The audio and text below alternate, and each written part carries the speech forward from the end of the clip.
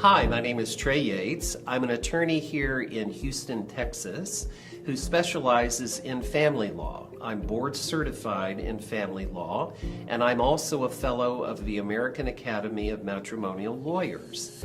I've been getting divorced every day of my professional career for the past 37 years.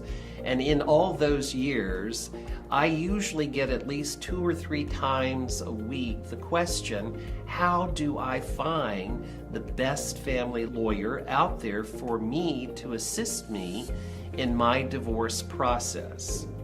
And so I get this question at cocktail parties, I get this question at the gym, I get this question from friends that are trying to give information to their family members or friends. And I've come up with just a few pointers that I'd like to share with you for a brief moment. Number one, in selecting a lawyer, you get what you pay for.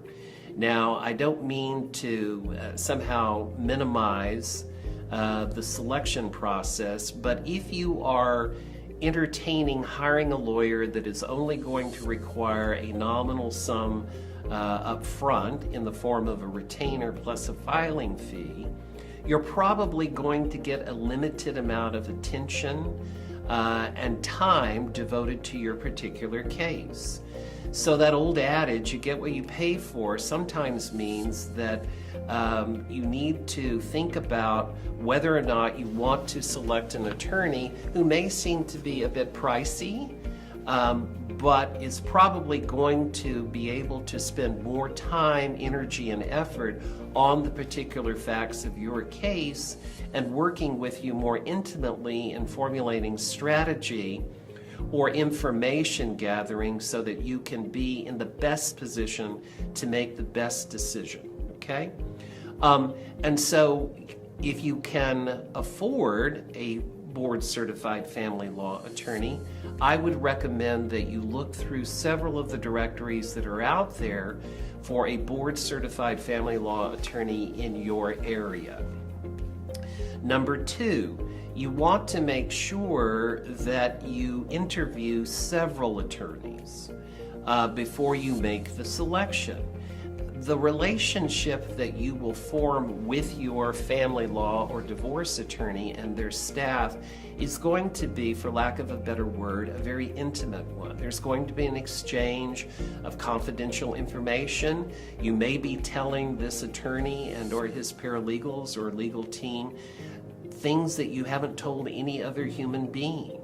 And so there has to be a sense of trust. There has to be a sense of integrity.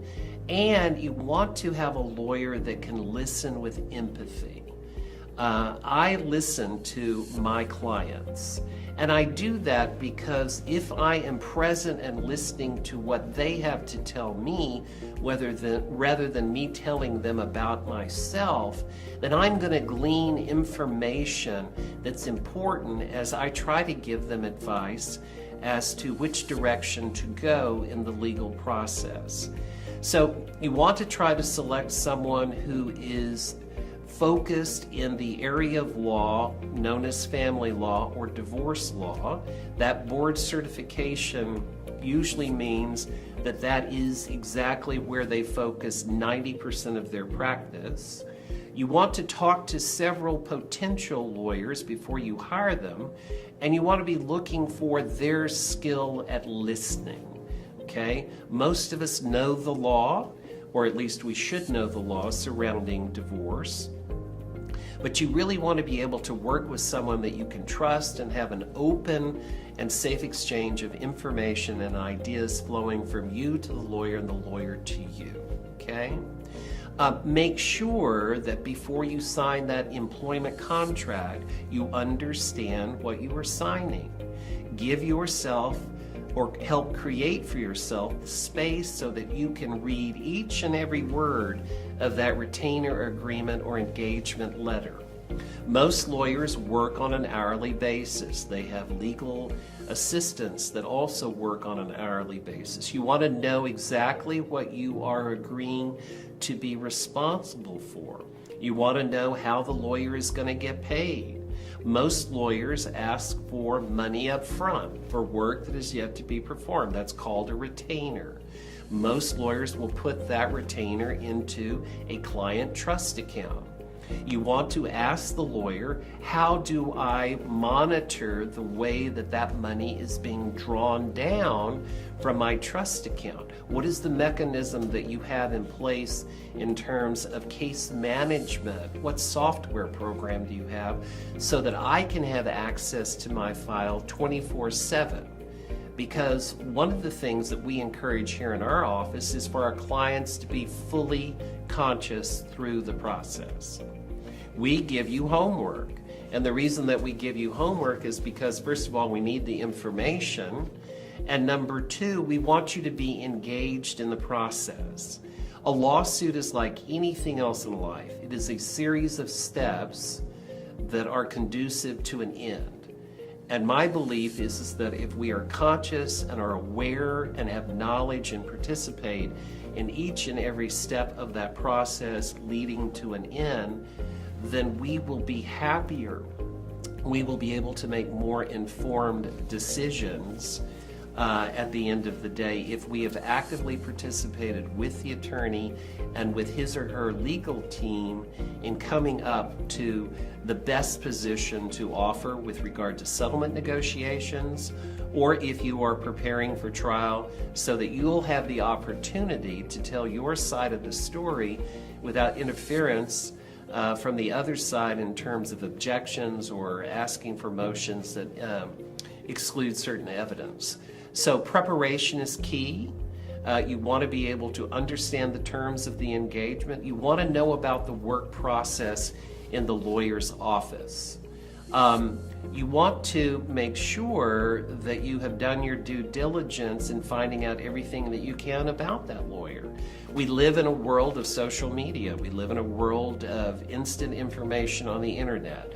Now, I'm not suggesting that everything that you read on Yelp or Google My Business about a lawyer is accurate, but if you're seeing positive reviews, if you're seeing stars by a lawyer's name, that means that some client of that lawyer was compelled to want to tell the world that they had a very satisfactory experience with that lawyer.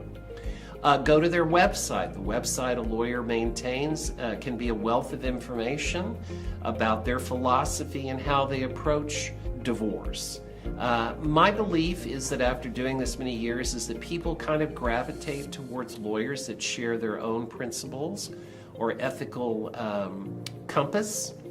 And so you want to make sure that you have an understanding of this lawyer, how they're invested in their community, what's important to them. Make sure that you look for board certifications, specialties in the area of divorce law.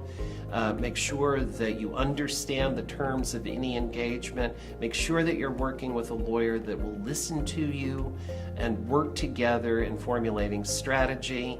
There are a lot of lawyers out there, so there's a lot of pool of potential people that could assist you. So be diligent. Trust that intuitive voice that's inside of you. It's never failed you before. If it feels like a good fit, it's probably a good fit. If it doesn't feel like a good fit, then you probably need to listen to that small voice and start interviewing someone else. So I hope these tips have been helpful to you, and thank you very much.